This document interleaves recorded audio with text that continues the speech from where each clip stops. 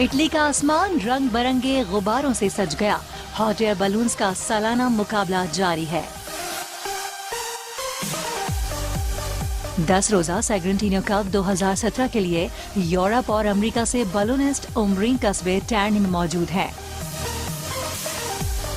मुख्तलिफ ममालिक से आए बलूनिस्ट अपने गुब्बारों को चेक करते हैं।